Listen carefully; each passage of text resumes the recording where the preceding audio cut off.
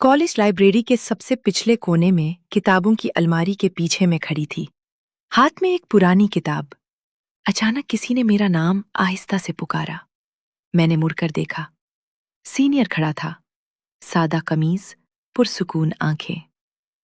ये वाला बाब तुम्हारे पास है? मैंने सर हिलाया। उसने किताब की तरफ इशारा किया। उंगलियां छू गईं। मैंने हाथ नहीं हटाया। लाइब्रेरी खामोश थी, सिर्फ पंखे की आवाज। उसका नाम जैदान था, फाइनल ईयर का सीनियर।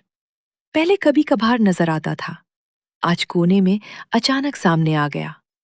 जैदान ने किताब मेरे हाथ से ली और मेरे करीब खड़ा हो गया। यह रोशनी कम है। मैंने कुछ नहीं कहा। उसने मेरा हाथ पकड़ लिया जो अलमारी पर था। मैंने नहीं छुड़ाया। किताबों की महक में वो मेरे करीब आ गया। उसने मेरे बालों को छुआ और मेरे माथे पर होंठ रख दिए, हल्के से। मैंने आंखें बंद कर ली। दिल तेज धड़कने लगा। इस लाइब्रेरी के खामोश कोने में हमने एक दूसरे को महसूस किया। अलमारियों की ठंडक, किताबों की धूल और जिस्म की गर्मी सब मिल गए। सांस तेज चलने लगी। हमने एक दूसरे को लाइब्रेरी की खामोशी में कबूल कर लिया। बाहर कॉरिडोर में कभी कभार कदम चलते थे।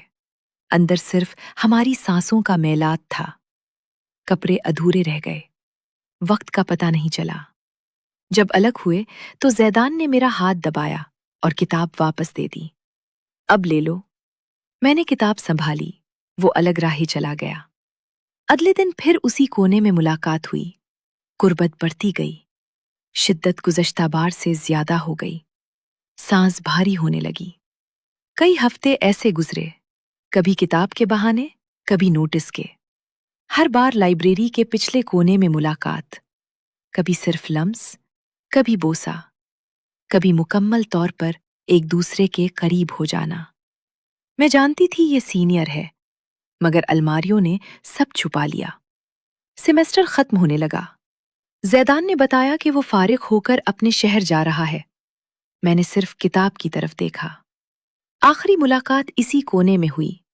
हमने आखिरी बार एक दूसरे को महसूस किया। शिद्दत ज्यादा थी।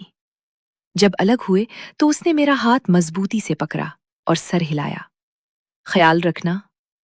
मैंने जवाब नहीं दिया, बस किताब उठाकर निकल गई। अगले हफ्ते लाइब्रेरी में उसका चेहरा नजर नहीं आया। अब नया सेमेस्टर है, नई किताबें। मैं कभी कभार पुराने कोने में जाकर खड़ी हो जाती हूँ। किताबों की महक याद दिलाती है। उसका हाथ, अलमारी की ठंडक, जिस्म की गर्मी। मैंने कभी किसी से नहीं कहा। किताब ने जो महसूस किया वो कभी किताब में ही रह गया। न सफ़े ने लिखा, न किसी ने पढ़ा।